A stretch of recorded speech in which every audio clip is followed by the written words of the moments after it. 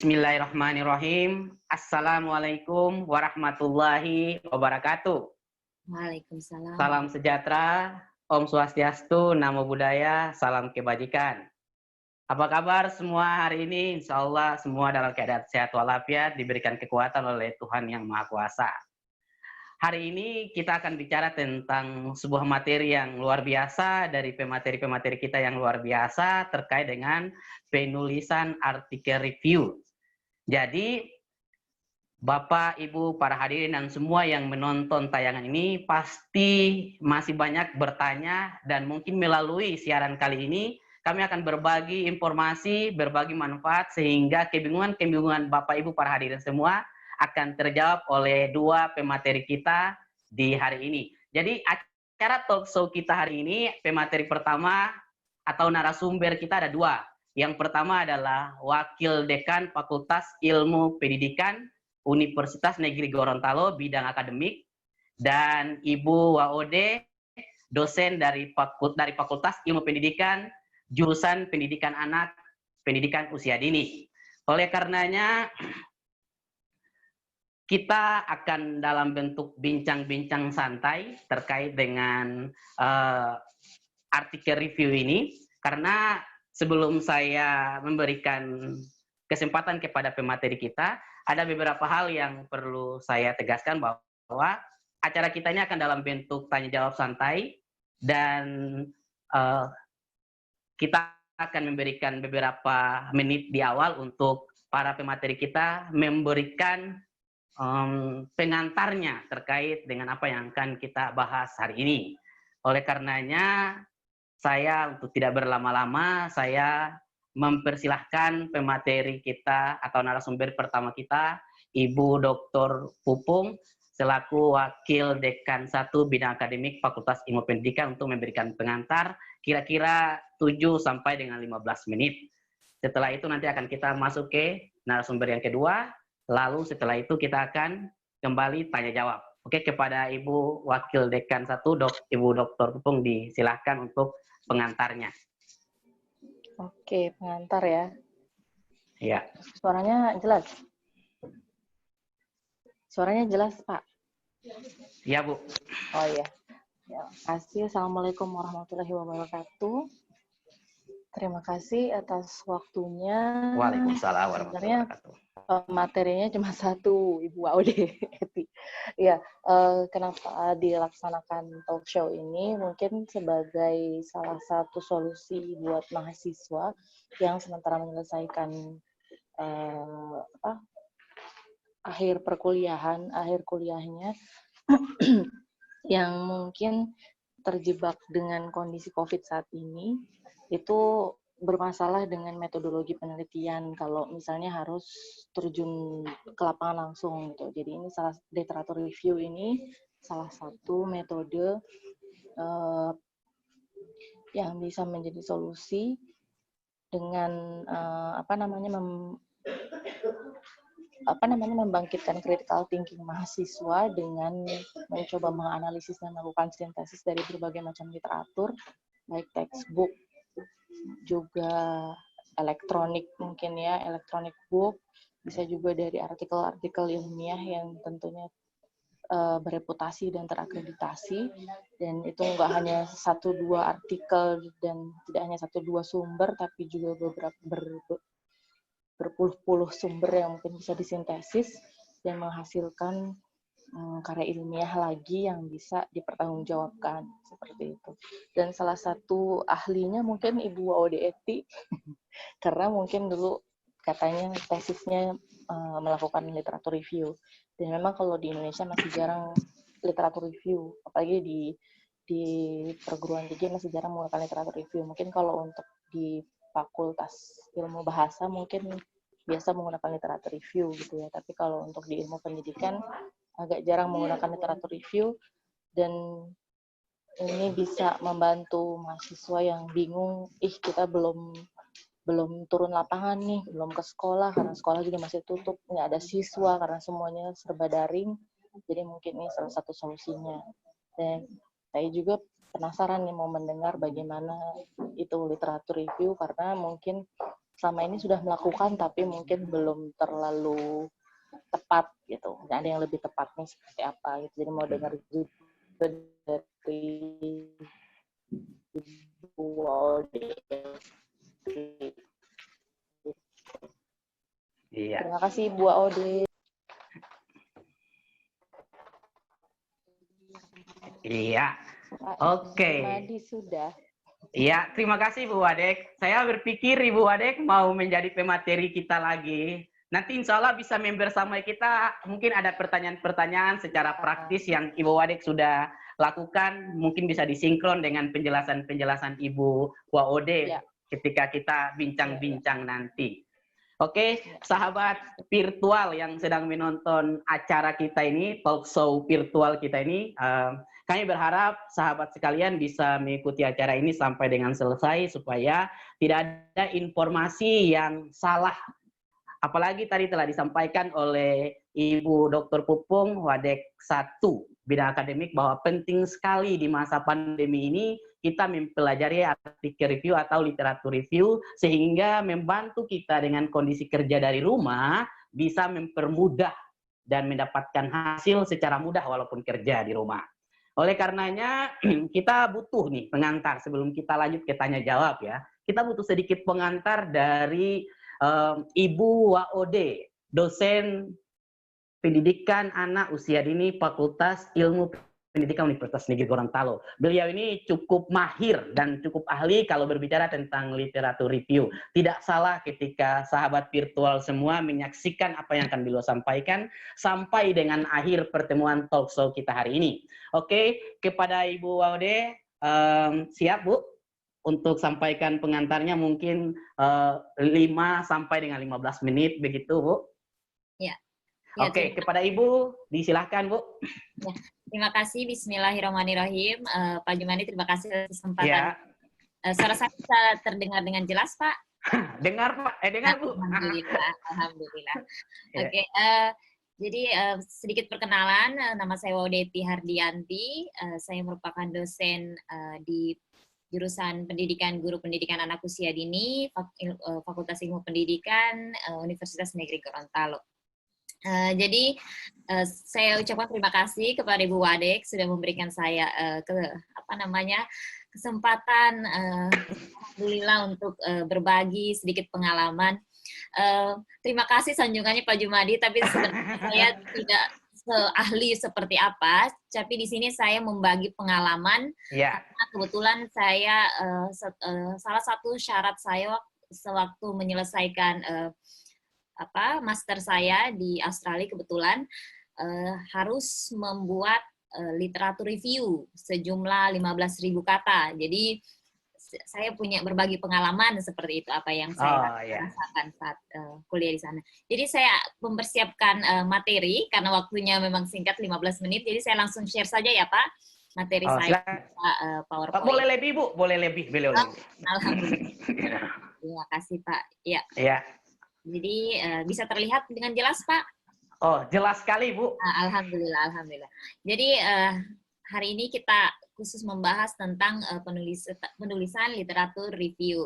Jadi saya mengungkapkan ini berdasarkan pengalaman saya saat menyelesaikan studi di Australia, mungkin di negara-negara lain atau di di universitas lain mungkin akan sedikit berbeda, tapi kurang lebih secara umum seperti ini yang saya akan jelaskan. Oke. Nah, dalam kesempatan ini saya akan membahas 4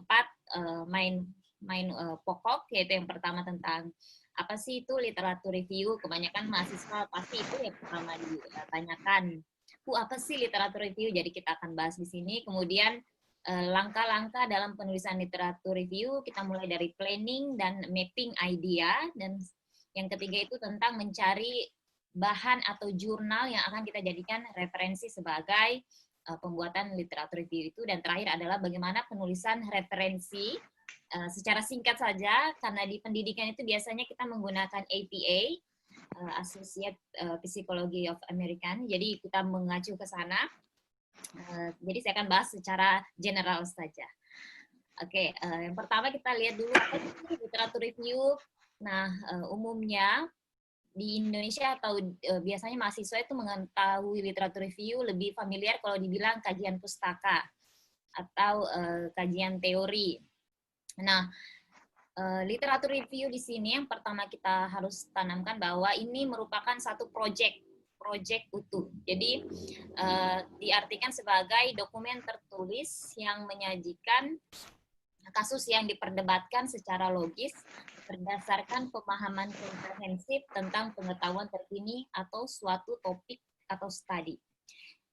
Jadi literatur di sini adalah satu dokumen utuh ya, bukan bagian dari skripsi. Yang akan saya bahas ini adalah literatur review secara satu dokumen utuh tanpa melibatkan tidak disebut bagian dari skripsi yang biasanya mahasiswa ketahui. Ini full khusus spesial membahas tentang penulisan tinjauan pustaka atau dokumen tinjauan pustaka. Nah, di literatur review atau tinjauan pustaka ini yang sangat bertanggung jawab atas penulisannya yaitu pertama pasti si penulis sendiri. Mulai dari menentukan topik, mulai mencari topiknya apa sih yang saya ingin jadikan kajian atau tugas akhir saya untuk menyelesaikan studi saya. Jadi memilih topik, mau pendekatannya dan seperti apa, mau dapat feedback atau apa namanya untuk memperbaiki tulisan kalian seperti apa, ini bisa dengan pembimbing atau dengan teman. Kemudian bagaimana cara kita membaca suatu karya atau artikel, kemudian secara kritis kita bisa analisis dan merefleksikan serta mensintesis informasi baik berupa konsep ataupun teori. Nah, kemudian tinjauan pustaka atau literatur review atau tinjauan literatur yang dimaksud di sini adalah tinjauan literatur yang diungkapkan secara mendalam atau biasa kita bilang in-depth literatur review. Artinya apa? Kita melihat segala sesuatu tentang satu topik itu dari berbagai jenis penelitian yang sudah pernah ada. Misalnya di PAUD, saya ingin meneliti tentang penggunaan teknologi atau storytelling, mendongeng ya, untuk meningkatkan kemampuan kosakata anak, misalnya seperti itu. Jadi semua jenis penelitian yang pernah dipublikasi mengenai topik ini, kita harus selidiki satu persatu. Jadi kita lihat apa hasil temuan dari tiap penelitian yang ada.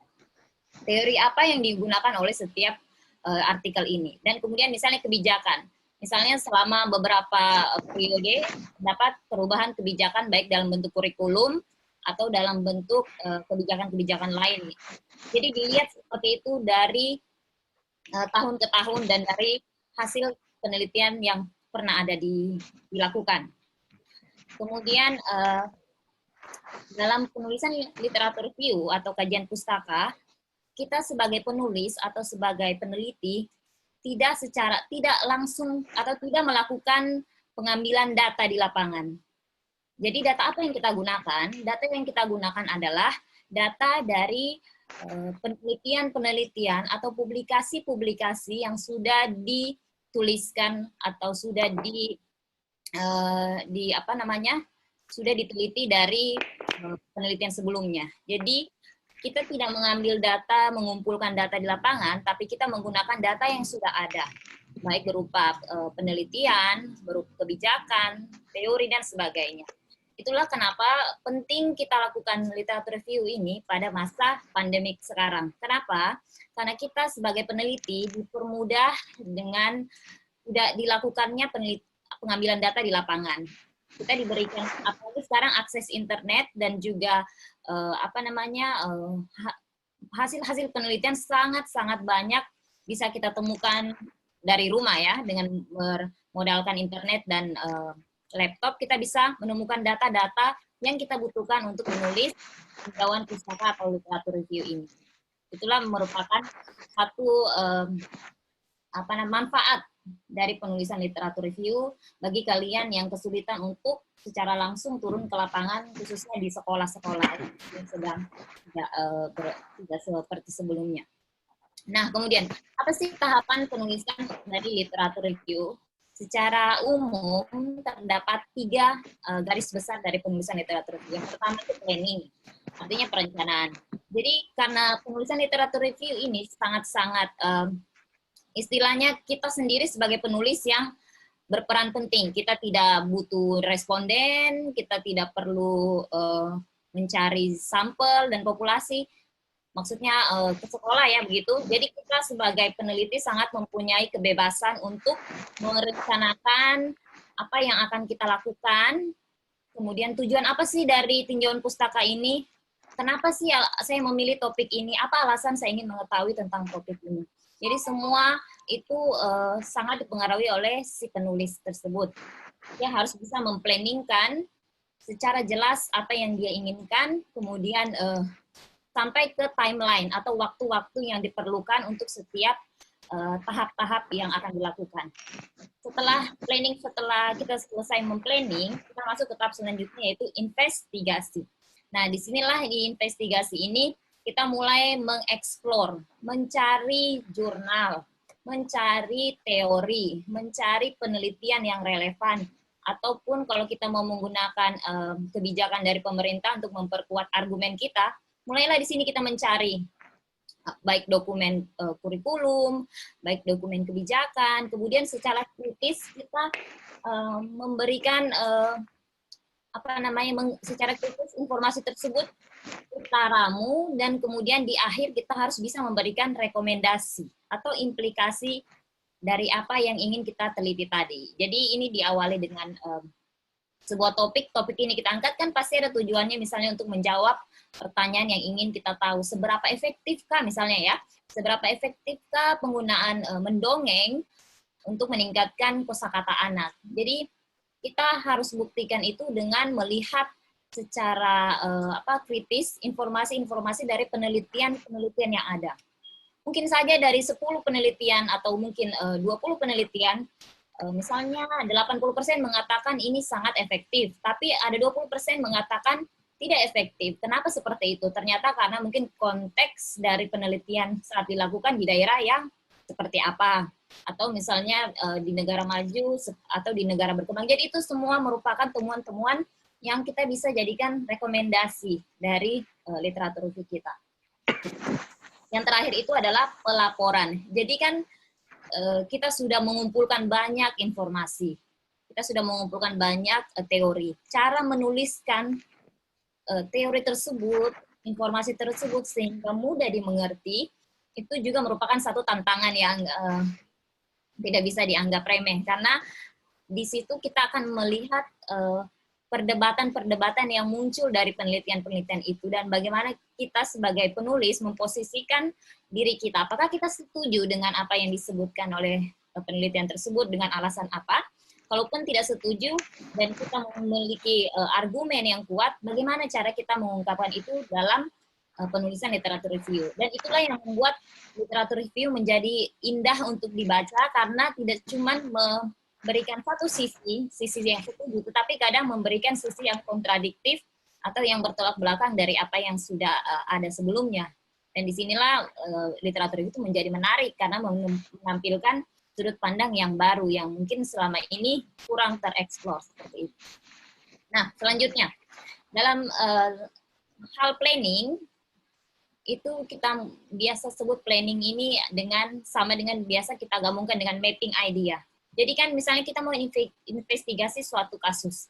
Dari investigasi itu kita banyak sekali ide-ide yang mungkin saya mau lihat ini poin A, B, C, D, E sampai beberapa poin. Tetapi dalam literatur review kita harus pastikan fokus tujuan kita di mana. Jadi tidak asal membuat semua topik atau semua bagian mau dijabarkan, tapi kita harus bisa fokus ke apa saja.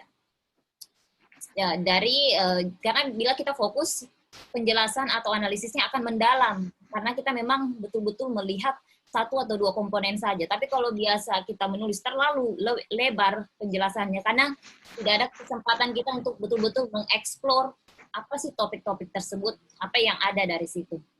Nah, dalam hal planning, biasanya kita menggunakan rumus 5W1H ya, paling pasti mahasiswa atau penonton sekalian sudah sering mendengar ini.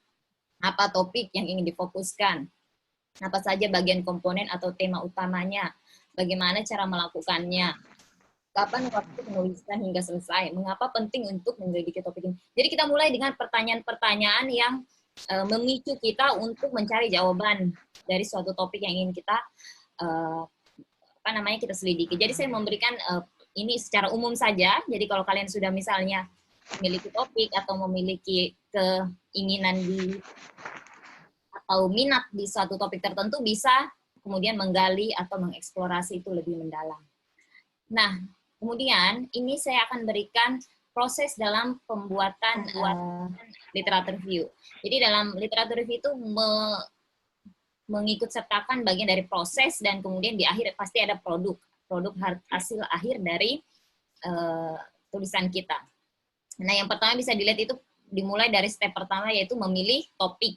Jadi bagaimana kita memilih topik? Kita memilih topik itu mulai dari apa sih yang kita tertarik dari, misalnya di PAUD kan banyak itu kemampuan-kemampuan anak, misalnya mulai dari kemampuan kognitifnya, bahasanya, kemudian fisik motor, kita tertariknya di bidang apa. Jadi kita mulai dari rasa ketertarikan kita. Misalnya saya mau fokus ke bidang bahasa. Jadi kita mulai lihat topik, kita mulai mengecilkan dalam bidang topik. Kemudian di topik itu kan pasti, maksud saya di topik bahasa itu atau kemampuan bahasa anak usia dini itu kan pasti lebih luas lagi. Kita mau lihat spesifik di apa bahasa anak dalam hal apa, kosakata kah, pengucapan kah, atau bagaimana pemahaman anak dari penjelasan guru, itu bisa kita lebih spesifikkan. Kemudian setelah itu kita mulai dengan mencari literatur yang relevan dengan topik kita sendiri. Jadi mencari literatur juga ini kadang tidak sembarang literatur, asal ada kata bahasa kita ambil, tidak seperti itu. Kita harus lihat lagi apakah kita memang perlu penelitian, misalnya kita dapat jurnal ya, apakah kita perlu baca jurnal ini? Ternyata setelah membaca sekilas, oh jurnal ini kurang relevan untuk penelitian saya atau untuk kajian pustaka saya, jadi tidak usah dibaca sampai habis, karena itu juga makan waktu kalau kita harus membaca satu persatu, padahal itu tidak semua akan kita gunakan. Jadi seperti itu. Jadi cara memilih dengan bijak juga ini satu strategi yang penting. Kemudian yang ketiga, bagaimana kita mendevelop argumen atau mengembangkan argumen yang ingin kita bahas dalam kajian pustaka kita. Dan selanjutnya yaitu survei the literatur. Jadi literatur juga, atau artinya jurnal yang kita akan ambil itu kita harus lihat juga. Dia ini misalnya jurnalnya apakah sudah sangat lama, misalnya lebih dari 10 tahun. Kalau lebih dari 10 tahun, kita tidak disarankan untuk mengambil jurnal yang di atas dari 10 tahun. Sebaiknya jurnal yang di bawah 10 tahun, artinya masih baru dipublikasi seperti itu. Kemudian apakah jurnal ini di peer review? Peer review itu apakah jurnal ini sebelum dipublikasi ada orang lain yang merevisi atau memberikan masukan tentang jurnal yang sudah dipublikasikan ini. Kalau sudah melewati proses peer review, itu dianggap sudah melewati proses akademik. Jadi artinya ada jurnal yang dipublikasi ini bisa dipertanggungjawabkan secara akademik seperti itu, karena ada ahli yang memang di bidangnya memberikan masukan dan kritikan. Kemudian yang kelima itu kritik the literature review. Jadi setelah kita menemukan jurnal yang mengatakan bahwa penggunaan, misalnya ya, penggunaan metode mendongeng sangat-sangat penting atau sangat bermanfaat untuk meningkatkan kemampuan kosakata anak usia dini, misalnya seperti itu. Apakah kita setuju 100% dengan argumen ini? Kita memberikan kritik. Oh iya, ternyata untuk di konteks tertentu sangat-sangat efektif. Tapi ternyata ada di konteks yang lain, yang misalnya itu tidak seefektif seperti yang dikemukakan di dalam jurnal ini. Jadi kita harus tidak serta-merta menerima apa yang ada di dalam jurnal itu. Kita harus melihat kembali, mempertanyakan, betulkah? Berapa banyak sih sampel yang mereka ambil sehingga mereka yakin mengatakan itu? Atau berapa lama sih mereka mengajarkan itu sehingga mereka yakin bahwa mendongenglah yang memang memberikan masukan terbesar dalam kosakata anak. Jadi kita harus bisa secara kritik memposisikan diri kita dalam melihat suatu jurnal. Jadi tidak langsung menerima, oh iya, tapi harus ada pertanyaan-pertanyaan yang kita gunakan untuk meyakinkan meyakinkan diri kita dan juga pembaca bahwa memang apa yang dikemukakan ini sudah sangat sesuai, seperti itu. Biasanya dengan mengkritik ini kita ambil dari penelitian yang lain lagi yang mensupport penelitian yang kita yang mensupport jurnal yang sedang kita baca, seperti itu. Nah, yang terakhir itu baru ke proses menulis. Jadi jangan langsung menulis dalam penulisan literatur review, menulis itu yang paling terakhir.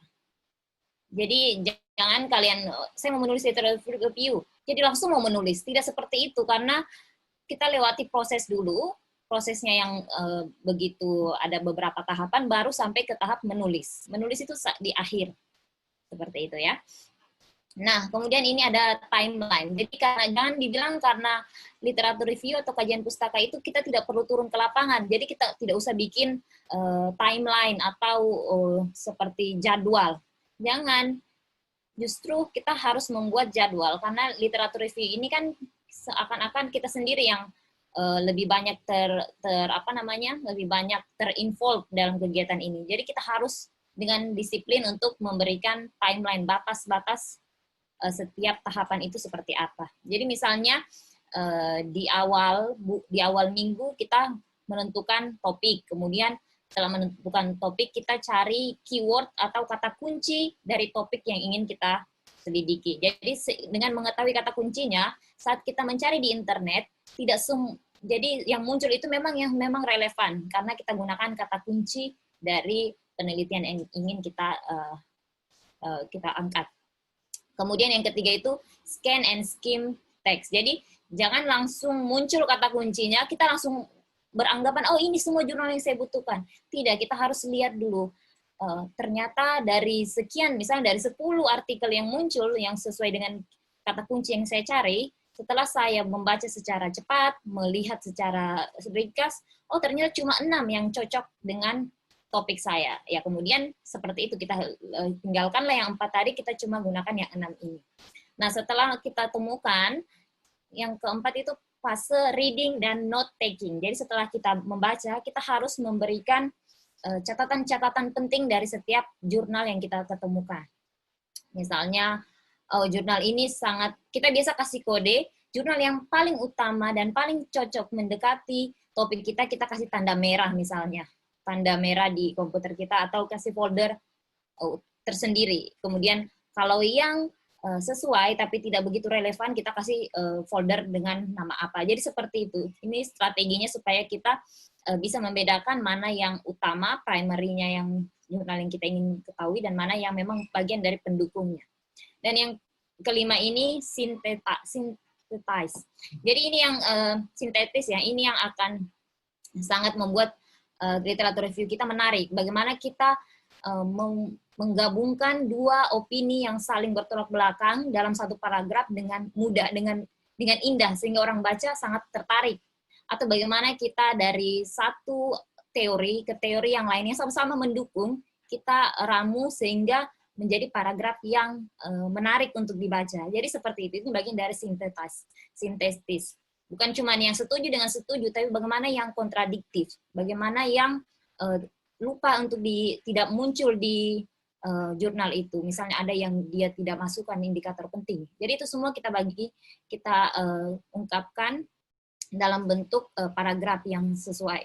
Dan yang terakhir itu baru masuk ke writing, proses menulis, proses apa yang kita sudah baca, dan kemudian bagaimana kita gabungkan dalam satu paragraf sehingga sangat tertarik orang untuk membaca. Jadi satu hal lagi yang perlu diingat dalam proses penulisan literatur review, kata kuncinya adalah membaca. Kalian tidak akan bisa menulis literatur review kalau input yang kalian masukkan atau bacaan yang kalian betul-betul baca itu tidak seberapa. Karena istilahnya inputnya itu dari membaca, outputnya baru hasil tulisan kita. Kalau inputnya sedikit, bagaimana kita bisa memberikan tulisan yang berkualitas seperti itu. Jadi kata kuncinya adalah membaca, sangat-sangat penting untuk dilakukan. Nah, ini seperti yang tadi juga bagian dari proses, jadi bisa dilihat lagi, kurang lebih sama dari yang sebelum saya jelaskan.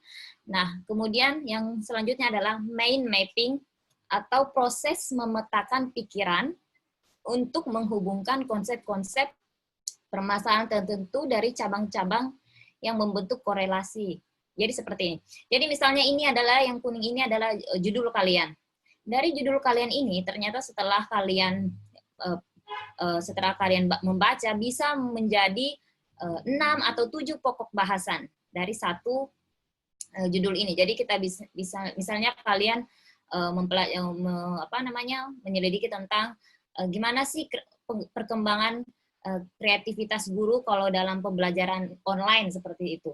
Kemudian kalian mulailah dengan apa sih itu kreativitas, kenapa misalnya lingkungan secara misalnya apa itu online, apa itu offline bisa mempengaruhi kreativitas seseorang. Jadi muncullah pertanyaan-pertanyaan yang memang tetap relevan dengan topik kalian. Jadi seperti itu. Nah, ini yang disebut dengan mind mapping. Nah, kemudian ini mind mapping yang bisa juga kalian gunakan, misalnya kalian mau menyelidiki suatu metode, misalnya metode dokumentasi. Ini bisa di PAUD, biasa kita ada metode dokumentasi pembelajaran anak usia dini. Nah, apa yang kita mau lihat? Kita mau lihat apa sih teori di balik mendokumentasikan pembelajaran anak. Terus bagaimana sih prakteknya di kelas untuk mendokumentasikan pembelajaran anak? Apa challenge-nya, apa tantangannya, kemudian apa benefit-nya, apa manfaatnya. Dan terakhir itu adalah rekomendasi apa yang bisa kita berikan untuk guru, untuk orang tua, dan untuk stakeholder dalam pendidikan PAUD itu sendiri.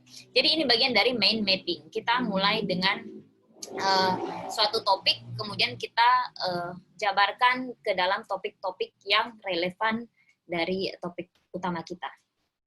Nah, selanjutnya, dalam penulisan literatur review, karena kita tidak mengambil data di lapangan, jadi bagaimana kita tahu apa yang kita tulis itu memang bisa dimengerti orang, atau bagaimana kita mengetahui bahwa apa yang kita tulis itu sudah sesuai dengan apa yang seharusnya. Misalnya apa yang guideline-nya begitu.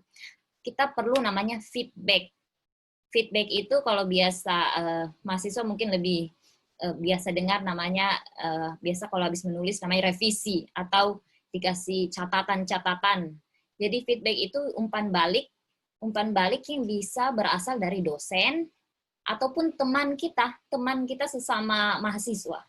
Jadi feedback ini sangat penting karena kadang saat kita menulis sendiri, kita secara kayaknya semacam kita tahu setelah kita menulis itu bahwa apa yang kita ungkapkan pasti orang bisa mengerti dengan jelas. Padahal belum sepenuhnya seperti itu. Kadang kita sudah menulis dengan yakin, wah ini pasti semua jelas dan tidak ada pertanyaan kalau mereka membaca. Tapi setelah dibaca, oh ternyata ada beberapa poin yang masih menjadi pertanyaan karena mungkin kurang jelas. Jadi itulah kita butuh namanya feedback.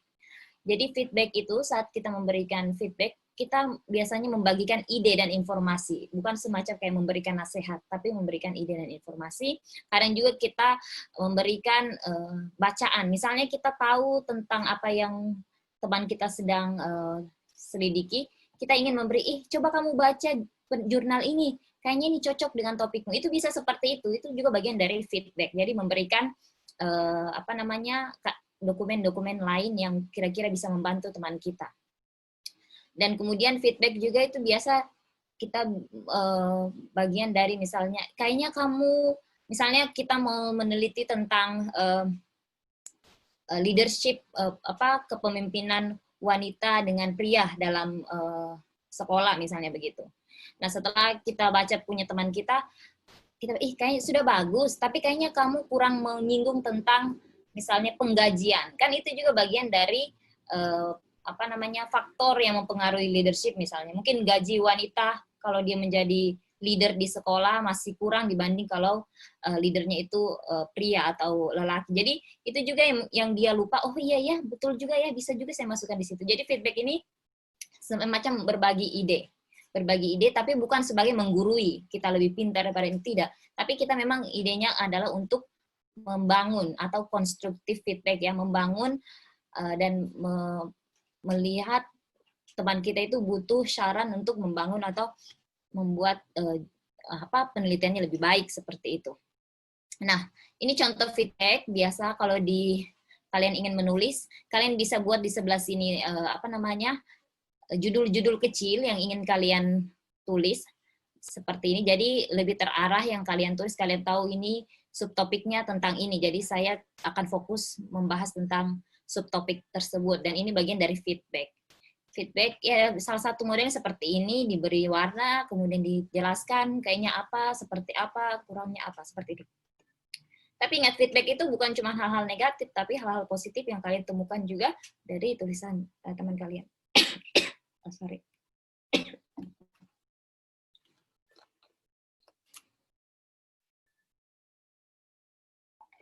Maaf Pak Jum ya, saya agak batuk. Oke. Ya, terima kasih. Nah, ini juga contoh feedback yang bisa dilihat. Jadi misalnya dalam suatu penulisan, kita bisa menuliskan isunya apa yang dibahas. Isunya mungkin di paragraf awal, kemudian bukti-buktinya apa, ini semua. Oke, contoh feedback.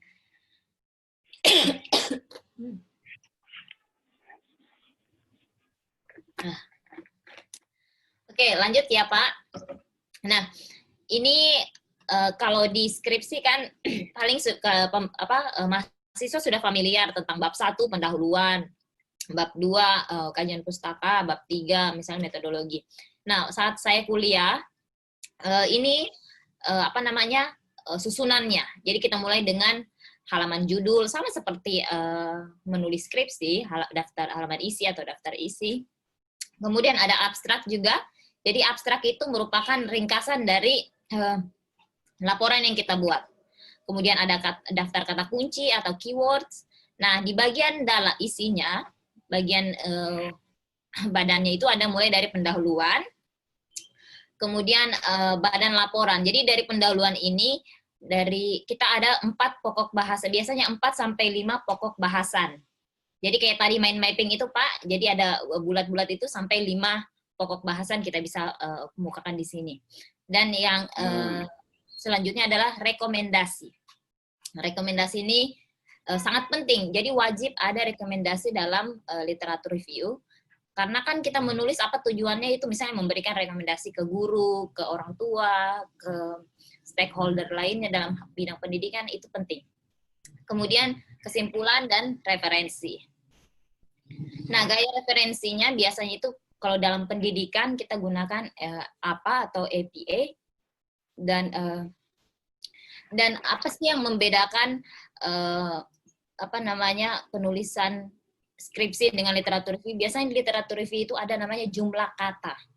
Jadi dari awal sampai akhir itu berapa kata yang wajib atau minimalnya berapa. Misalnya minimalnya itu 10.000 kata di luar referensi. Berarti memang harus di atas 10.000, tidak boleh di bawah 10.000 kata. Kenapa penting kita menggunakan jumlah kata? Karena ini kan kajian teori. Sebanyak apa teori yang kita mau masukkan? Jangan sampai terlalu banyak atau jangan sampai terlalu sedikit. Jadi memang harus diberi batasan minimalnya berapa, maksimalnya berapa. Jadi memang saat kita mengemukakan suatu topik, betul-betul sesuai dengan jumlah kata. Jadi tidak berlebih, juga tidak berkurang, seperti itu. Ya. Kemudian ini daftar referensi jurnal. Jadi kan kita mau cari jurnal-jurnal itu di mana, Bu? Misalnya, saya mau bahas tentang misalnya perkembangan bahasa anak melalui kegiatan mendongeng. Bisa di mana kira-kira saya dapat itu? Nah, banyak sekali sumber yang bisa kalian gunakan. Kalau di Sinta Ristek Dikti, jadi ini adalah sebagai database dari jurnal-jurnal yang ada di Indonesia. Kalau misalnya kita di PAUD, jadi kalian tinggal mencari jurnal-jurnal yang khusus untuk PAUD, seperti itu. Dan untuk yang berbahasa Inggris juga banyak sekali yang bisa kalian gunakan. Ini contoh-contohnya. Kemudian ini satu juga yang biasa kita gunakan adalah Google Scholar. Jadi saya akan berikan sedikit, jadi kalian bisa misalnya mengetik kemampuan bahasa anak usia dini. Muncullah beberapa di sini. Dan kalian bisa menyesuaikan tahunnya. Misalnya saya mau lihat 10 tahun ke bawah. Jadi tahunnya itu diberi tanda 10 tahun ke bawah. Kemudian kalau kalian mau mencari yang peer review, seperti saya kemukakan tadi, bagaimana sih tahu jurnal ini di peer review atau tidak? Biasanya kalau kalian mengunjungi jurnalnya, kalian akan melihat satu halaman tentang peer review proses. Biasanya seperti ini tampilan kalau kalian buka jurnal. Di PAUD sendiri kan ada jurnal, jadi itu juga melalui peer review, jadi bisa kalian gunakan sebagai sumber untuk membuat literatur review. Oke? Nah, kemudian keyword atau kata kunci. Bagaimana sih mencari kata kunci yang cocok? Pertama, kalau misalnya kalian mengetik suatu kata kunci dan tidak mendapatkan jurnal, berarti mungkin coba kombinasikan kata kunci dengan yang berbeda. Artinya sinonimnya dari apa yang kalian cari misalnya. Kalau kalian tidak dapat pakai kata yang sama, coba cari sinonimnya. Kemudian mungkin saja kata kuncinya lebih umum daripada istilah spesifik. Coba kalian buat kata kuncinya lebih umum dibanding lebih spesifik ya. Kemudian kata kuncinya misalnya dalam bentuk frasa atau gabungan beberapa kata. Bisa juga dibuat seperti itu. Terus kalau bagaimana Bu kalau saya menemukan kajian pustakanya terlalu banyak, saking banyaknya saya pusing yang mana yang saya mau gunakan. Pertama ya mungkin kata kuncinya kalian harus buat lebih sempit atau lebih spesifik sehingga yang muncul lebih sedikit. Kemudian cari frasa tertentu. Dan tips yang lain adalah gunakan software untuk mencari referensi. Biasanya misalnya Mendeley, misalnya software yang memang spesifik untuk mencari referensi seperti itu. Nah, selanjutnya adalah critical reading dan critical writing. Jadi, kalau kalian membaca suatu jurnal, jangan membacanya tanpa tujuan, tapi kalian harus membaca dengan ada tujuan. Misalnya, apa sih posisi penulis pada topik ini? Oh, posisinya dia sangat setuju misalnya kan. Alasannya apa sih dia setuju? Apa sih buktinya kalau ini memang efektif? Jadi kalian sebagai pembaca harus terus bertanya tentang bacaan yang kalian baca. Jangan kalian langsung menerima secara utuh apa yang ditulis, tapi kalian harus buat masa sih benar yang dia bilang teori ini, masa sih berfungsi di sini? Apa argumennya yang mendukung? Berapa banyak sih sampelnya sehingga dia yakin di mana sih lokasinya? Apakah lokasinya di satu sekolah atau di beberapa sekolah? Jadi itu semua pertanyaan-pertanyaan yang membuat kalian lebih kritis dalam membaca suatu jurnal. Nah, kemudian bagaimana saya membaca dan mencari sudut pandang bacaan. Misalnya kalian cari klaim dari bacaan ini apa? Tujuan artikel ini apa sih sebenarnya? Untuk misalnya untuk membuat pembaca yakin bahwa penggunaan misalnya dongeng sangat bermanfaat bagi peningkatan kosakata, meyakinkan. Atau apakah dia ada mendebatkan sesuatu? Apakah dia ada mendebatkan penelitian sebelumnya? Dengan hasil yang dia dapat, apakah memperkuat penelitian sebelumnya atau justru bertolak belakang dengan penelitian sebelumnya? Jadi kalian harus mengidentifikasi itu dari jurnal-jurnal yang kalian baca. Kemudian untuk siapa sih teks ini dibuat? Untuk siapa penulis berdialog dalam jurnal ini? Atau apakah ada sudut pandang lain yang berbeda dari penulis di jurnal ini? Dan kemudian kalian juga harus lihat konsep atau definisi dari istilah-istilah yang digunakan. Karena biasanya istilahnya sama, tapi untuk di konteks-konteks tertentu, definisi yang digunakan itu bisa berbeda, dan sebagainya. Bisa kalian lihat. Nah, kemudian 5 pertanyaan kritis yang kita bisa ajukan saat membaca suatu jurnal adalah, misalnya kita bilang, mengapa saya membaca jurnal ini? Apa sih manfaatnya saya baca jurnal ini? Kemudian, apa yang penulis coba jelaskan dalam menulis laporan ini? Misalnya, apakah dia mau mengembangkan suatu teori, atau dia mau memperkuat suatu teori, atau dia mengkritik suatu teori. Jadi itu semua bisa ditanyakan dan bisa dicari dalam membaca suatu artikel. Kemudian seberapa meyakinkan apa yang dikatakan si penulis. Jadi bagaimana kita mengevaluasi kualitas dari penelitian penulis misalnya, atau tidak, kualitas argumennya meyakinkan atau tidak, seperti itu.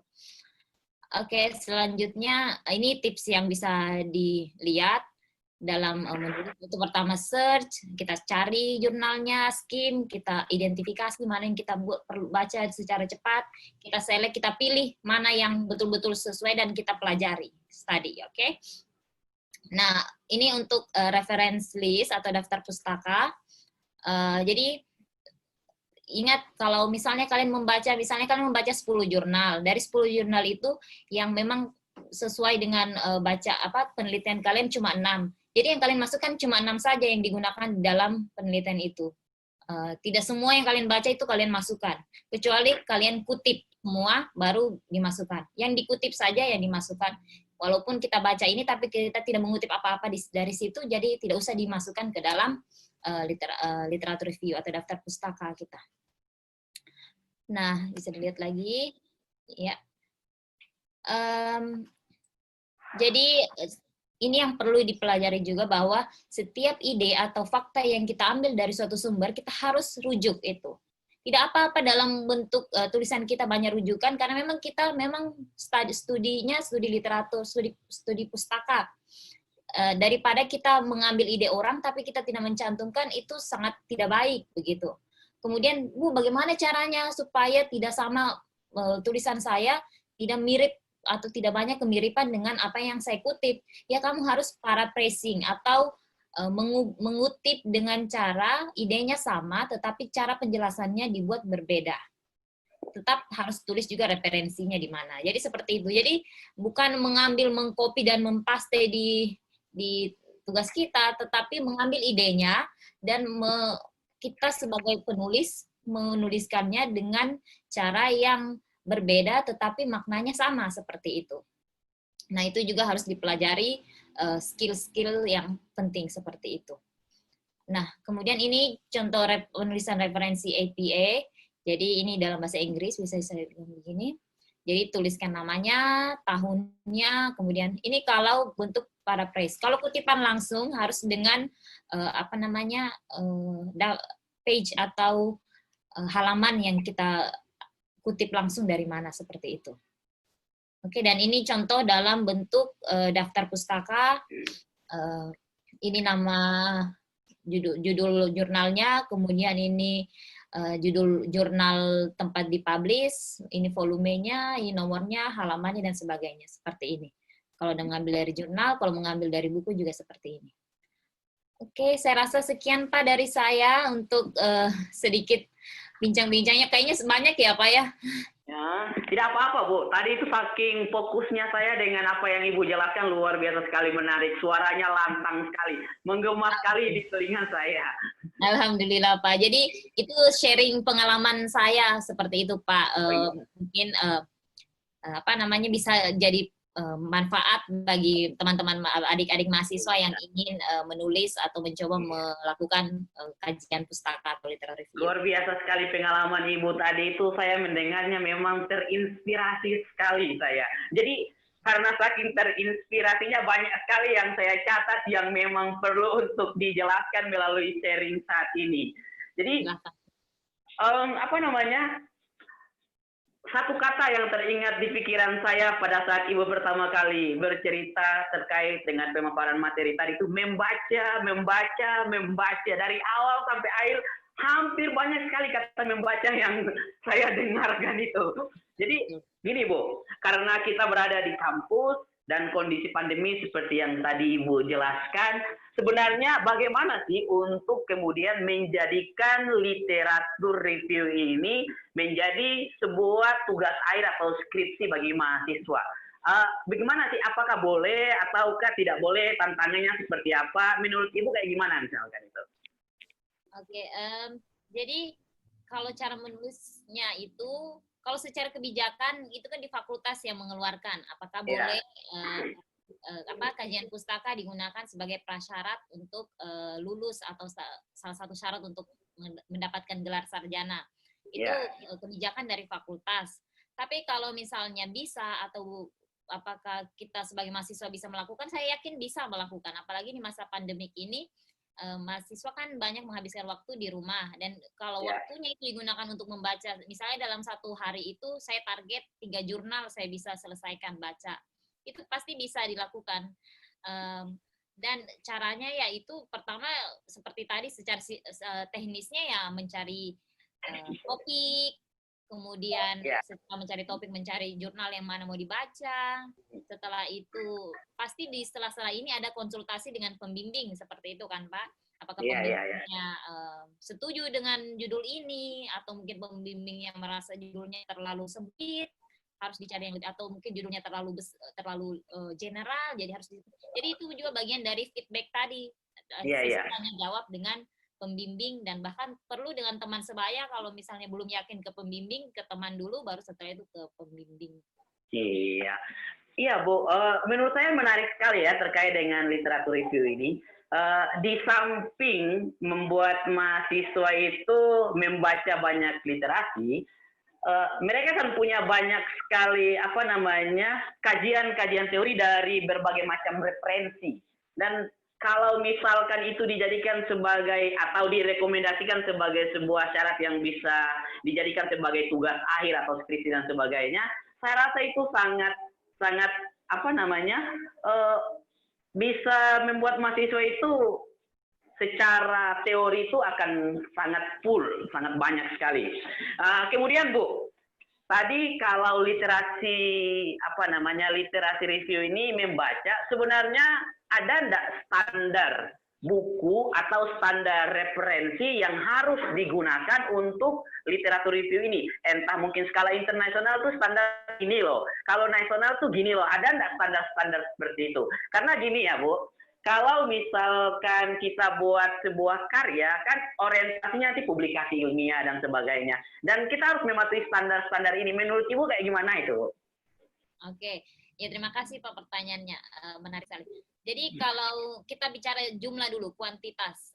Kalau misalnya standar jumlah, kalau yang pengalaman saya ya Pak, karena saya belum tahu apakah ada kebijakan di fakultas seperti ini. Kalau pengalaman saya, dalam kuantitas itu 60-70% harus berasal dari jurnal. Sisanya itu boleh dari buku atau boleh dari dokumen kurikulum, artinya dokumen kebijakan pemerintah, atau tidak website, tapi website resmi pemerintah. Itu sisa dari jurnal. Jurnal itu porsinya 60-70% dari literatur review kita. Nah, kemudian untuk apakah kualitas dari jurnal ini bisa dipertanggungjawabkan untuk dijadikan sebagai kajian pustaka? Seperti yang sebutkan tadi, bahwa ini kan bagian dari proses akademik. Jadi literatur review itu tidak bisa dibilang bukan proses akademik karena tidak mengambil data. Kan ada yang bilang, karena saya tidak ambil turun data di lapangan, Bu, jadi mungkin hasil kurang akademik atau kurang. Tapi sebenarnya tidak seperti itu, karena yang kita teliti adalah jurnal-jurnal orang yang memang mengambil penelitian itu, mengambil data, membaca, dan sebagainya. Jadi pada proses akademik yang sudah berlangsung. Nah, kalau untuk jurnal yang mana yang misalnya top one lah, atau top 2 begitu misalnya. Nah, pertama syaratnya itu tadi bahwa jurnal yang kita ambil ini, misalnya dari segi usia tidak lebih dari 10 tahun. Kemudian dipublish di jurnal bereputasi, apakah itu internasional ataupun nasional. Nah, untuk kita tahu bereputasinya itu biasanya dalam database itu kan di jurnal internasional ada ranking peringkat-peringkat dari tiap jurnal. Jadi bisa dicek di situ, kita bisa ketik nama jurnalnya seperti itu. Begitupun di jurnal nasional ada Sinta yang tadi saya sebutkan, itu juga punya standar dari Sinta 1 sampai Sinta 6.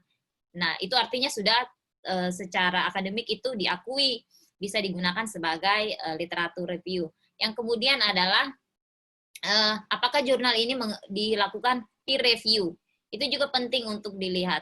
Artinya apakah si penulis ini langsung mempublikasi tanpa ada orang yang orang di bidang yang sesuai ahlinya ya, memberikan masukan, memberikan revisi.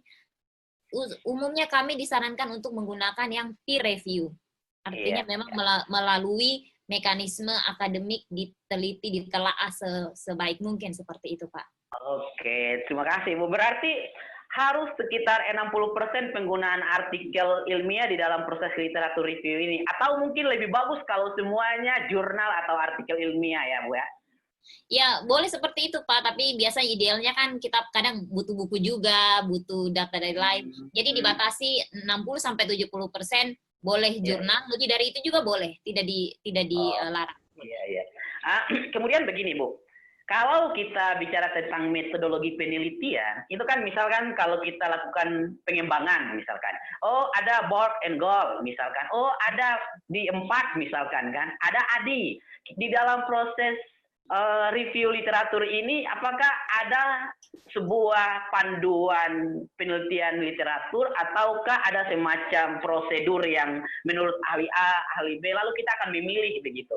Nah, sebagai landasan ilmiah menggunakan metodologi siapa begitu. Adakah seperti itu? Oke, ya kalau berkaca dari pengalaman saya ya Pak, Ya. saya kan macam saya mengambil seperti systematic review.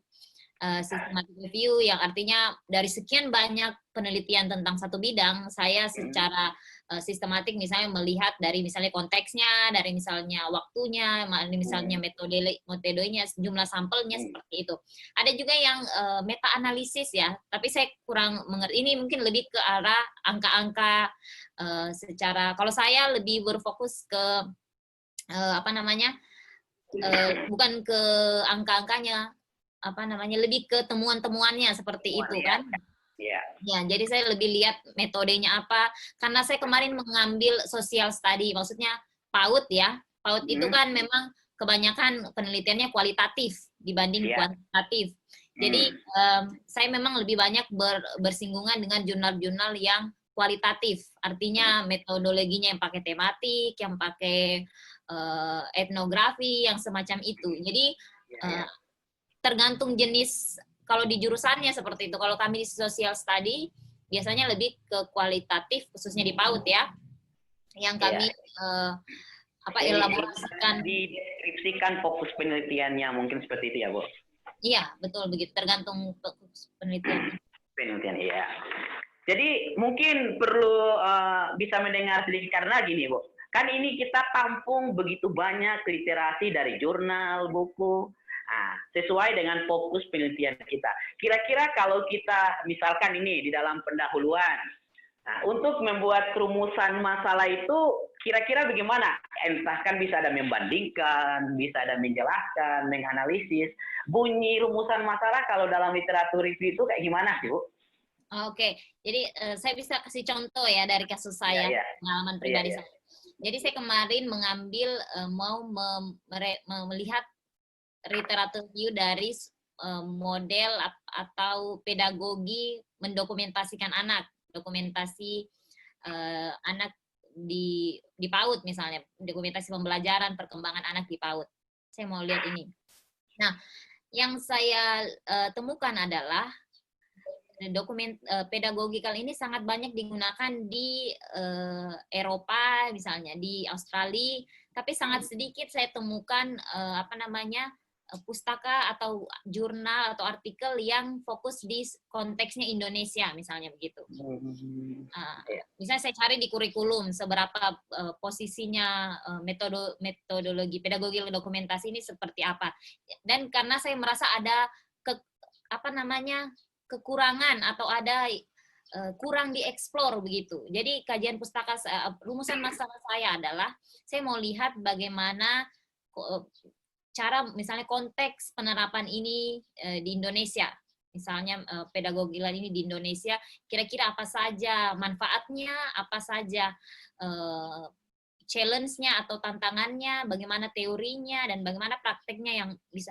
Jadi saya rumusan masalah saya tentang lebih ke konteksnya. Bisakah pedagogi yang sangat terkenal digunakan di Eropa dipindahkan atau dimodifikasi, bisakah diterapkan di konteks Indonesia dengan latar belakang culture seperti itu.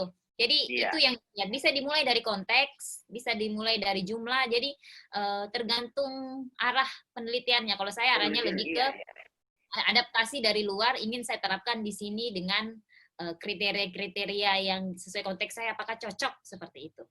Iya, agak mirip misalkan secara kualitatif, tapi fokusnya atau sampelnya lebih kepada literatur ya, mungkin kayak gitu ya, Bu ya. Iya. Mohon maaf, saya kurang kedengaran ini suaranya. Siap. Jadi kemudian gini, Bu. Jadi tadi itu untuk para pemirsa yang menonton sangat sangat teknis sekali ya. Jadi saya berdoa semoga kita semua bisa memahami dengan jelas ya, karena apa yang tadi disampaikan oleh Ibu Ode begitu teknis dan sebagai seorang akademisi saya rasa akan mudah sekali dicerna oleh siapa saja yang mendengar penjelasan tadi yang disampaikan oleh Ibu Ode. Kemudian Bu, apakah menurut sepengalaman Ibu, jurnal-jurnal yang menggunakan atau artikel-artikel yang menggunakan pendekatan literatur review ini diterima enggak di dalam publikasi internasional atau sudah banyak atau bagaimana sepengalaman Ibu seperti apa sih? Karena gini Bu, kadang-kadang kalau kita ditanyakan penelitiannya kuantitatif atau kualitatif, biasa kayak gitu. Tapi kalau gimana penelitianmu? Tinjauan pustaka. Kadang-kadang dianggap remeh begitu kan Bu. Kira-kira gimana penjelasan Ibu terkait itu? Betul sekali Pak, betul sekali. Itu orang bahkan menyebut kalau kadang ya yang skeptis, kalau kajian pustaka itu tidak ilmiah, kadang dibilang, tidak akademik katanya dibilang. Betul sekali. Saya terus terang karena kan saya memang mengambil pedagogi yang memang diterapkan di luar negeri, dan memang jadi banyak kajian yang saya gunakan itu jurnal-jurnal yang saya gunakan memang jurnal konteksnya terbitan internasional ya. Saya memang sempat kebingungan apakah ada atau apakah memang publikasi-publikasi internasional itu menerima kajian literatur review begitu kan. Ternyata banyak sekali seperti itu Pak. Oh iya. Di luar negeri justru yang susah dibuat itu adalah kajian seperti itu karena memang dia mengonsep, mensintetis, mengelaborasikan banyak penelitian untuk dibuat dalam satu penelitian. Biasanya itu systematic review. Justru tantangannya itu lebih besar katanya biasanya menulis seperti itu karena memang kita sebagai peneliti benar-benar menempatkan diri kita untuk menyelam ke dalam penelitian-penelitian sebelumnya. Jadi kita harus tahu semua konsepnya. Dan menurut saya kalau di dalam negeri mungkin masih kurang perhatian untuk jenis penelitian ini. Tapi kalau di luar negeri, dari pengalaman saya banyak sekali saya temukan jurnal memang yang khusus tentang literatur review atau kajian pustaka ini. Oh, jadi secara internasional tidak perlu khawatir siapapun yang ingin membuat literatur review. Menurut pengalaman Ibu Ode sudah banyak sekali artikel-artikel literatur review yang diterbitkan di jurnal-jurnal internasional. Malahan ini adalah sebuah penelitian yang memang butuh konsentrasi luar biasa. Kemudian Bu, apakah di dalam pembuatan judul terkait dengan penelitian review itu apa harus menuliskan literatur review baru fokusnya, ataukah hanya sekedar topiknya saja, atau harus menambahkan misalkan literatur review _2 judulnya, atau kayak gimana model pembuatan judul untuk literatur review itu sebenarnya? Oke, jadi kalau untuk ada dua hal. Kalau untuk terbitan sebagai prasyarat skripsi, tetap kita harus cantumkan literatur review. Tapi kalau untuk jurnal biasanya kita menyebutkan systematic review atau ya ada semacam kode seperti itu Pak.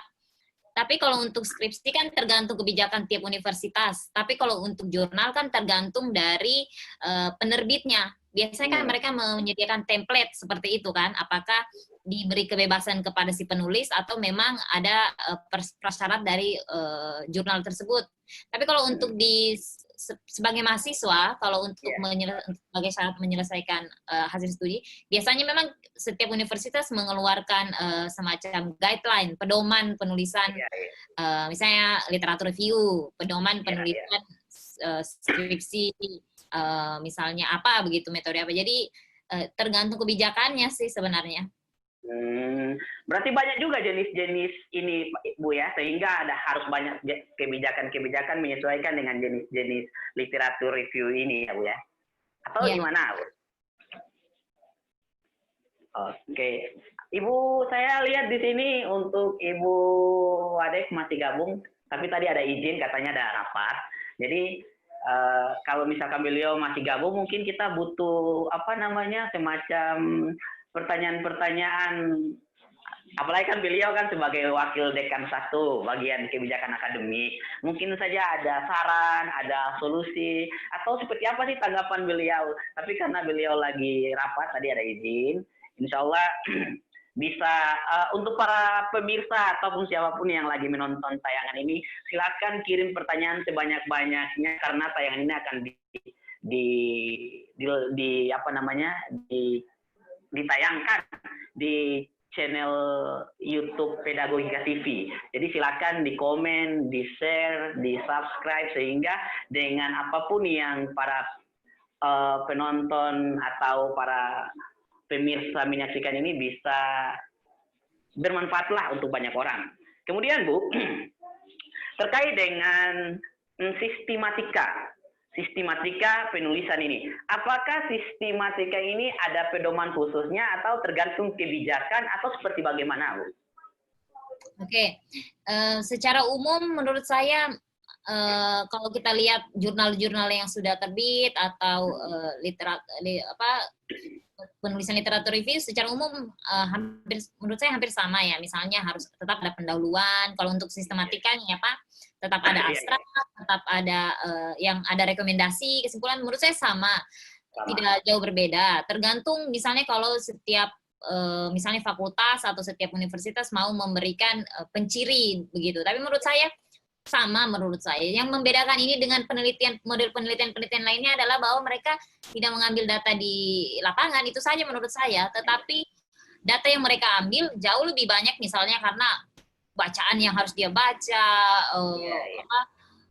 buku sumber-sumber yang begitu banyak. Menurut saya itu sama saja. Berat tantangannya setiap penelitian ada begitu. Tidak ada penelitian yang sempurna istilahnya begitu kan.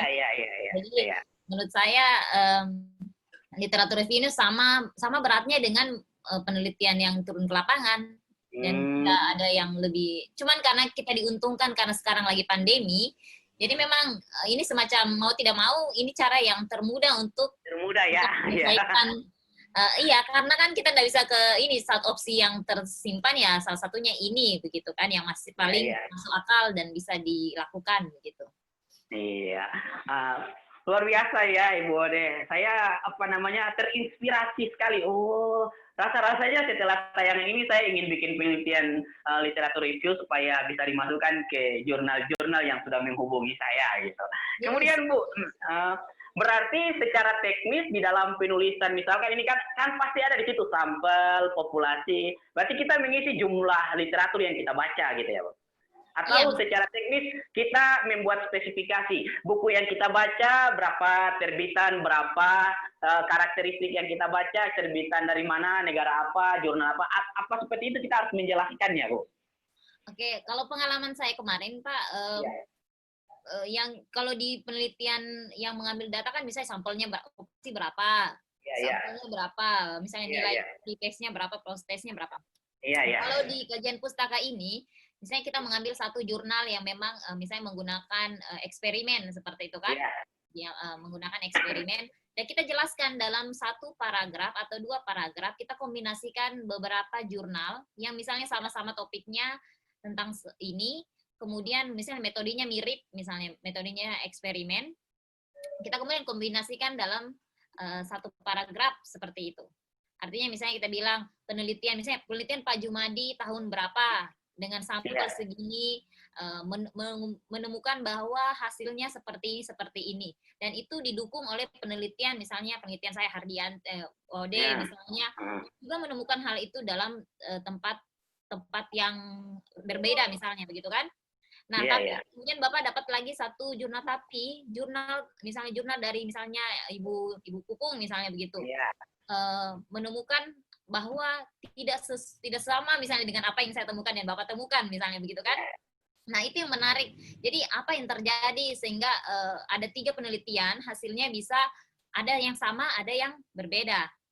Apakah karena akibat dari sampelnya, apakah akibat dari konteksnya atau akibat dari treatmentnya yang mungkin berbeda. Jadi itu yang dikombinasikan di dalam satu paragraf atau 2 paragraf seperti itu, Pak. Iya. Walaupun misalnya berapa jumlah artikel yang kita gunakan, Mas Mbak.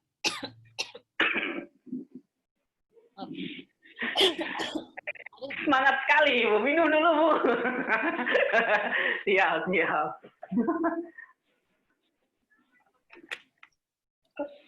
Nah, sorry ya Pak, karena kayaknya ya, apa, Bu.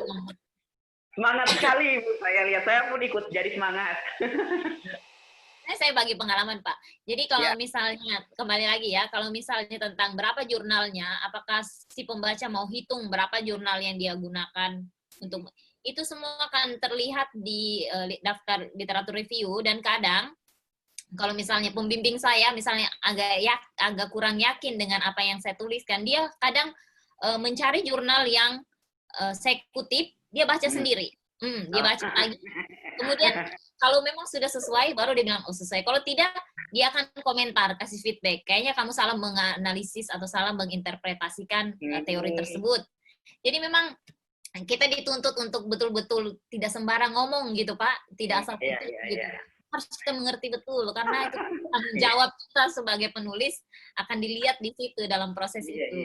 Tapi dari penjelasan Ibu itu, kalau sebegitu pembimbing harus mendetail melihat karya mahasiswanya, bisa-bisa pembimbing yang tidak mau punya mahasiswa bikin karya literatur review, Bu. Saking sulitnya mereka itu kan harus deteksi satu.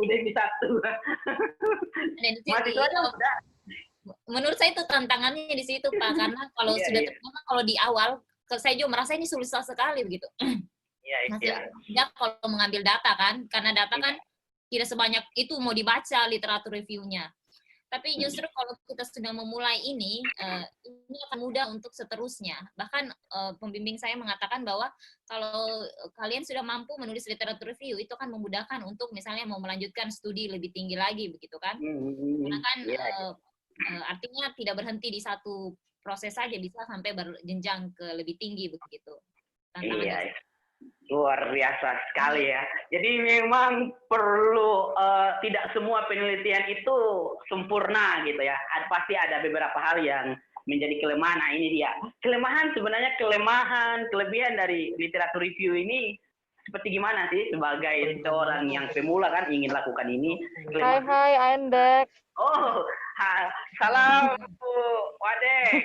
Kita sudah sampai dalam proses diskusi, banyak pertanyaan tadi yang sudah kami bicarakan bersama, dan mungkin saja banyak pertanyaan itu sudah banyak juga menginspirasi para pendengar yang lagi menyaksikan tayangan video ini.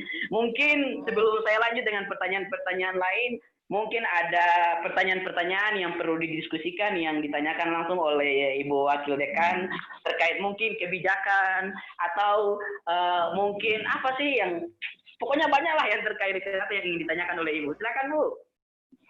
Ya. Kalau berkaitan dengan kebijakan, kayaknya sebenarnya kalau untuk kebijakan belum ada resminya, tapi memang sudah mengarah ke sana gitu, untuk mempermudah mahasiswa aja lah gitu. Karena kita belum tahu ini pandemik ini kapan selesai, kita kan nggak tahu. Berharap new normal, ternyata masih tetap tinggi gitu kan, pasiennya gitu. Yang mau saya tanyakan sama Ibu Eti, mungkin kalau buat sebagian orang yang biasa melakukan percobaan gitu ya, metodologinya kuantitatif, merasa ini tidak seperti karya ini tidak seperti penelitian gitu loh. Bagaimana kalau menurut Bu Eti? Maksudnya gregetnya penelitian tuh nggak ada gitu.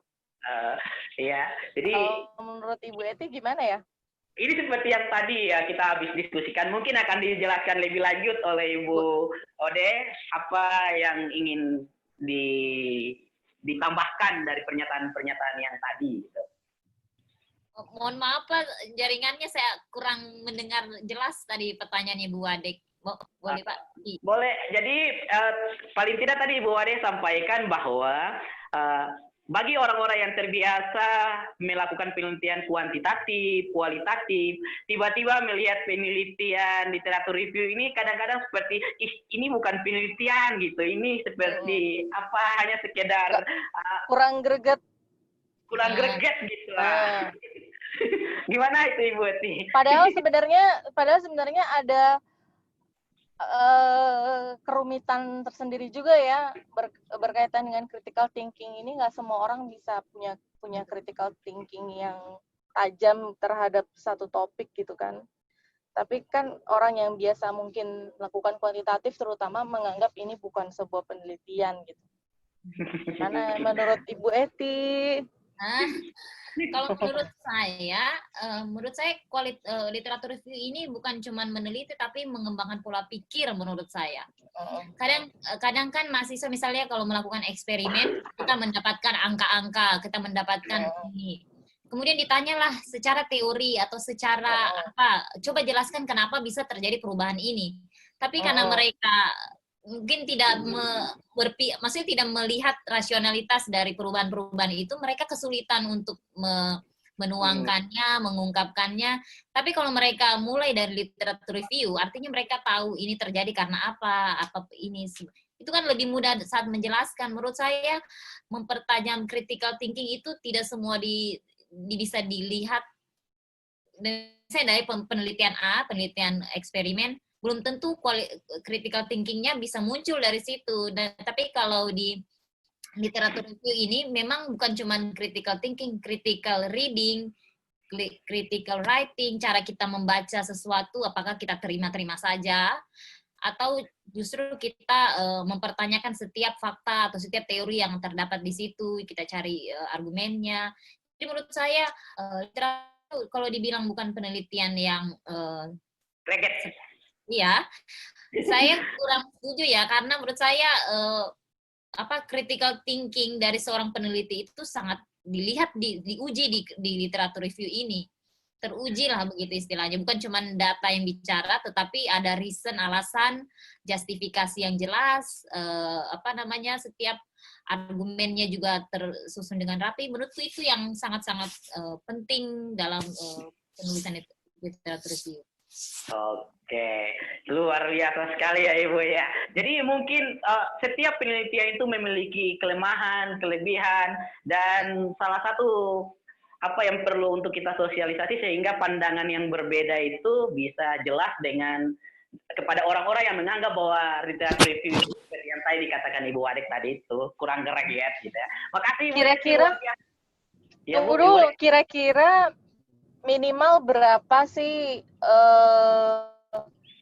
berapa banyak literatur yang perlu jadi referensi minimal kalau di literatur review? Oh iya, kalau pengalaman saya Bu, tergantung banyaknya jumlah kata. Kalau saya kemarin itu sekitar 10.000 sampai 15 kata, dosen saya memberikan batasan harus di atas 60 daftar pustaka. Jadi 60 ini yang masuk di daftar pustaka. Tapi kan kita sebagai peneliti tidak mungkin satu kali baca langsung ini yang saya gunakan, tidak kan?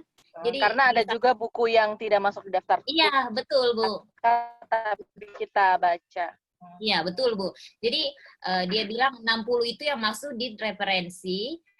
Tetapi setelah di lapangannya kan kita baca ternyata lebih dari 100 literatur.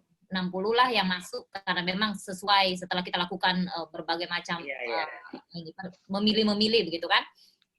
Nah, kalau misalnya ini S2 ya, pengalaman saya S2. Kalau mungkin di S1 apakah kita mau kurangi jumlah kata? Misalnya kalau kita ambilnya 5.000 sampai 7.500 kata misalnya begitu kan. Otomatis referensinya mungkin bisa dikurangi begitu kan. Jadi misalnya 30 referensi yang muncul di daftar pustaka, tetapi dalam prosesnya kan mereka baca 2 kali lipat biasanya, ya 60 jurnal, 61 berapa buku begitu. Kalau saya itu kebijakan dari pihak Ibu Fakultas begitu bagaimana? Iya. Jadi secara standar ada patokannya, tapi kembali lagi kepada kebijakan yang diambil oleh lembaga. Mungkin kayak gitu ya Bu ya?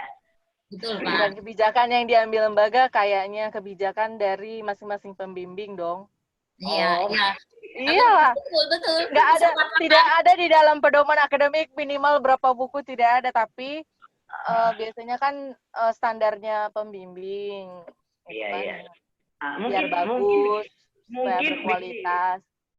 Mungkin gini Bu Wadek, karena kan begini, pemikiran pembimbing ini kan kadang beda-beda, mungkin harus distandarisasi sehingga tidak ada antara satu pembimbing dengan pembimbing lain itu saling mengklaim begini aja, nanti tidak selesai karya orang kan. Atau bisa jadi ini kayaknya SOP ya, SOP ya. Kalau misalnya pedoman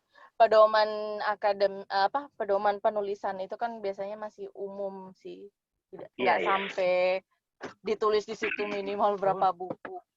gitu. Iya, iya. Ya. Oke, ada lagi Bu Ya, terkait saya- dengan ini kita.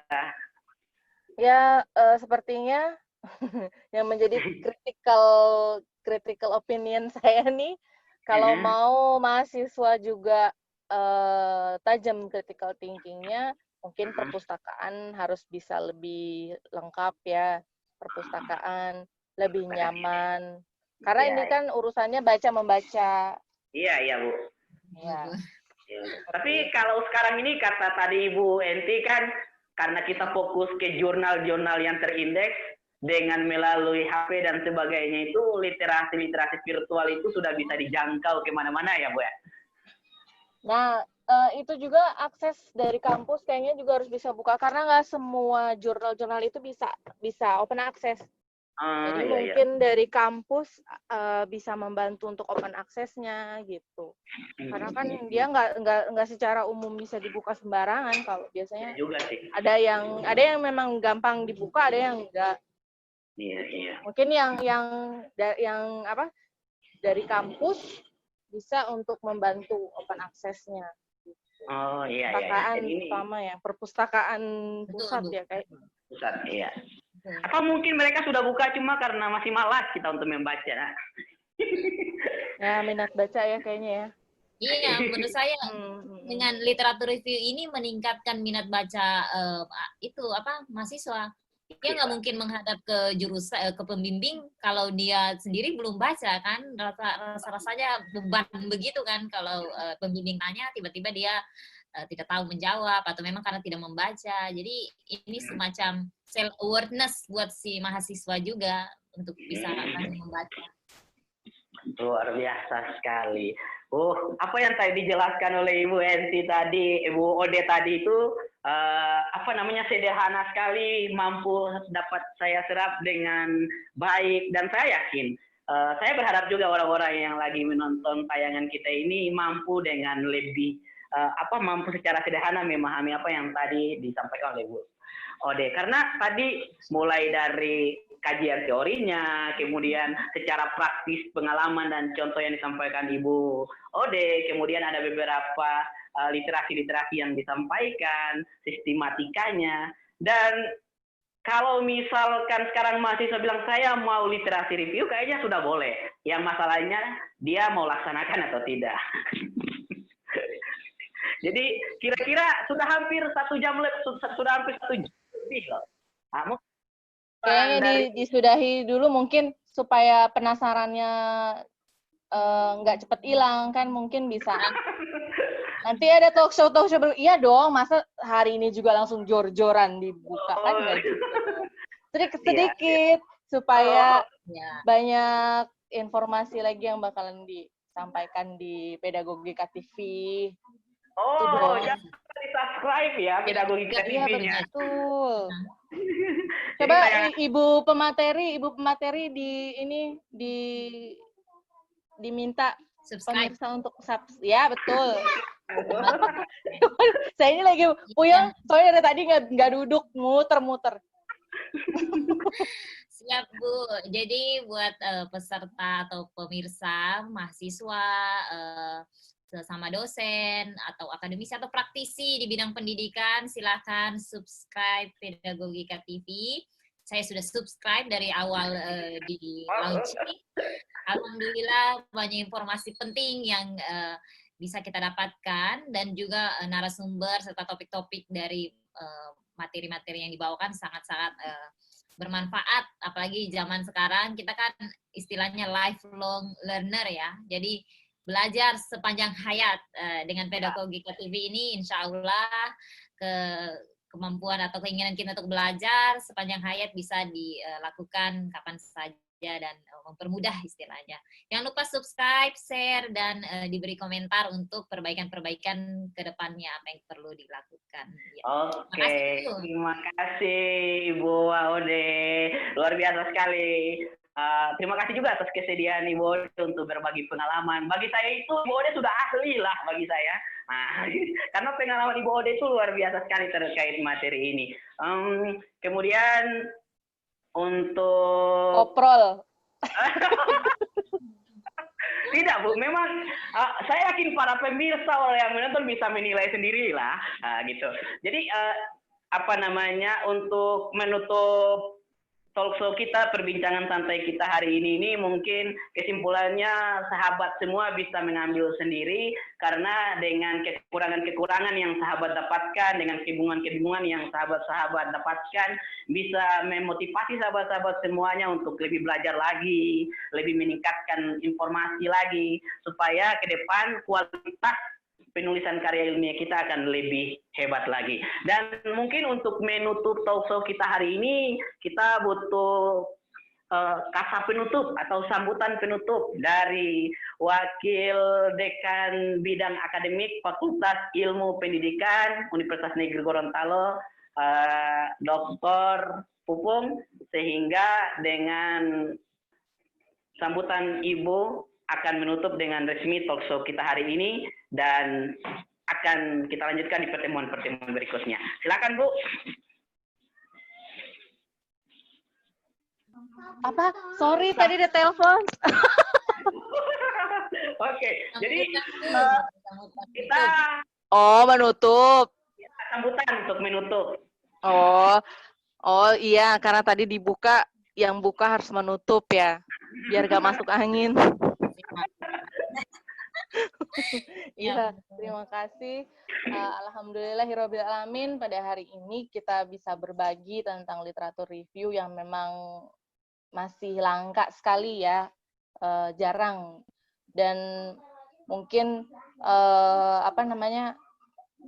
kadang-kadang tidak terpikirkan untuk melakukan itu gitu kan, apalagi berkaitan dengan banyak membaca, kadang-kadang memang agak dihindari mungkin ya, tapi justru di COVID sekarang ini memang harus ada solusi untuk bisa segera menyelesaikan skripsi gitu. Harus ada solusi juga, jangan sampai berhenti untuk meneliti, tetap harus mengkaji dan melakukan critical thinking, critical topic, karena memang perkembangan ilmu itu setiap menit, setiap saat akan terus berubah. Jangan hanya karena COVID kemudian jadi berhenti untuk melakukan penelitian gitu. Dan ini memang sebenarnya menarik sekali, karena memang memacu adrenalin kita untuk bisa banyak membaca, mencari intisarinya, kemudian melakukan argumen-argumen untuk bisa, kalau misalnya tidak sesuai dengan pemikiran kita bisa harus berusaha untuk mencari argumennya gitu. Teori-teori itu juga ternyata tidak mutlak, tapi bisa juga dilakukan kritikal teorinya gitu, dengan berbagai macam tentunya sumber-sumber dan hasil-hasil penelitian yang sudah pernah dilakukan yang memang menguatkan kritikal teori itu gitu. Jadi jangan pernah berhenti meneliti, dan jangan patah semangat juga buat mahasiswa yang memang mentang-mentang angkatan COVID terus tidak mau menyelesaikan skripsinya, tapi ini salah satu solusi gitu aja. Ya. Sekali lagi terima kasih Ibu Adek Akademik. Terima kasih kepada narasumber terluar biasa sekali Ibu Ode. Insya Allah Ibu jangan bosan-bosan kalau diajak untuk gabung lagi berbicara lebih lanjut terkait dengan materi yang sama atau dengan materi-materi yang berbeda. Insya Allah. Ya, semoga apa yang kita bicarakan hari ini mendapat ridho dari Tuhan yang Maha Kuasa, memberikan manfaat yang sebesar-besarnya demi perkembangan ilmu pendidikan dan perkembangan karya ilmiah ke depannya. Saya Jumadi Mori Salam Tuasikal, mohon pamit, sampai jumpa lagi di talk show berikutnya. Jangan lupa subscribe Pedagogi TV dan insya Allah tekan tombol notifikasinya untuk mendapatkan informasi tambahan yang lainnya. Oke, kira-kira seperti itu. Saya akhiri, billahi taufiq wal hidayah. Wassalamualaikum warahmatullahi wabarakatuh. Salam sejahtera untuk semuanya. Waalaikumsalam warahmatullahi wabarakatuh. Terima kasih Pak Jum, Ibu Adek. Terima kasih, Bu.